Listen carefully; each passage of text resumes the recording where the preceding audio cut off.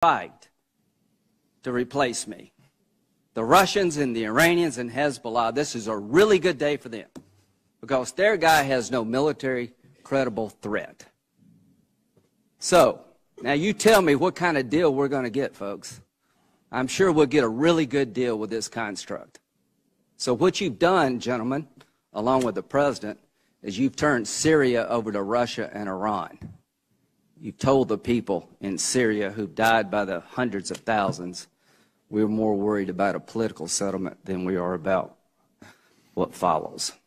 All I can say, this is a sad day for America, and the region will pay hell for this because the Arabs are not going to accept this. The people in Syria are not going to accept this. This is a half-assed strategy at best. Senator Lindsey Graham. They join us from Baghdad in the U.S. Embassy there. Senator McCain, I want to start with you. There are two problems in Syria, Bashar Assad and ISIS. What are your plans for handling both of those? Well, I think you have to handle both, and the biggest mistake we could make is some kind of alliance with Russia, but since Vladimir Putin's ambitions are vastly different from ours. First, you have to obviously take out ISIS, but at the same time, you have to establish a no-fly zone, which sends the message to Bashar Assad that he can stop barrel bombing the people and slaughtering his innocent civilian men, women, and children, and driving millions into refugee status, which we are trying to cope with now. Senator Graham, that's two simultaneous military engagements that Senator McCain just sketched out there. Do you think the American people are ready for that kind of a commitment in Syria? They better be, because if we don't destroy ISIL in Syria, which is their headquarters, we're going to get attacked at home. So the region is ready to fight. The region hates ISIL. They're coming after the Sunni Arab nations, and Turkey hates ISIL. The entire region wants Assad gone. So there's an opportunity here with some American leadership to do two things, which is to destroy ISIL before we get hit at home, and also to push Assad out and not give yet another Arab capital to Damascus. I can't overemphasize enough the influence of Iran. We've been here for a day and a half. Iran is all over Iraq. They filled in the vacuum that was created when we left, and the region is very worried about Iranian dominance as much as ISIL. Robert Kagan in the Wall Street Journal, Senator Graham, wrote that the kind of operation that you both are recommending could require 40 to 50,000 troops. Is that what people should be considering here? I think it'll require more than that, but the good news, 90% will come from the region. The kind of force that John and I are talking about is that 10% of the force will come from Western powers. The force that we're talking about will come from regional armies. There are large regional armies. Saudi Arabia, Egypt, Turkey, they have regional armies. They would go into the fight if you put Assad on the table. So most of the fighting will be done by the region.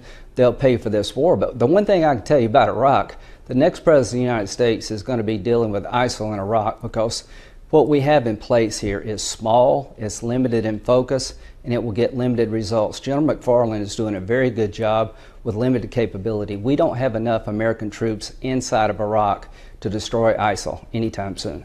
I believe we will take Ramadi back, which is very important within a relatively short period of time, but that's just the beginning. There's Fallujah, there's Mosul, and others. We need a more robust presence. And John, again, as all of our candidates bloviate about the refugees, Bashar Assad is a major cause of the refugees which are now flooding Europe and causing such consternation in the United States. A no-fly zone will provide a refuge, at least for some of these refugees. And the one thing I can say, John, there is no ground force. There is no ground force being formed in Syria. And if you don't look at Iraq and Syria as one battle space, you're making a huge mistake. So, Senator Graham, the president says because there is no ground force, military advisors tell him that it would require an occupational U.S. force. And that's a recipe for lots and lots of forces for a long period of time. What's your response to that? I haven't been told that by anybody. The holding force will be the region. We're talking about regional armies coming together with a Western component, 90% them, 10% us. The holding will be done by Sunni Arab states. We will turn to Assad and say you must go. Russia and Iran will be on the outside looking in to an entire regional army, including Turkey.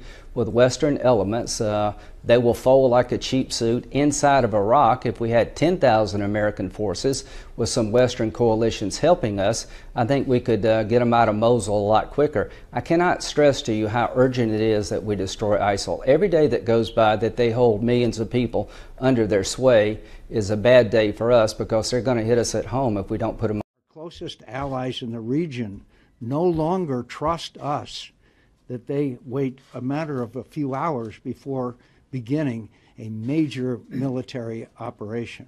I've heard this from their leaders on many occasions, and now we have seen it translated in to unilateral, when I say unilateral, non-American participation, major conflict. I understand why these countries, led by Saudi Arabia, did not notify us nor seek our coordination or assistance in this effort. And that is because they believe that we are siding with Iran. A Middle Eastern head of one of the Gulf countries told me, and I quote him, "We believe that it is more dangerous to be a friend of America's than an enemy." But the Saudis did the right thing. The Saudis and their allies did the right thing. We cannot allow Iran to proceed unimpeded and exert Persian domination throughout the region.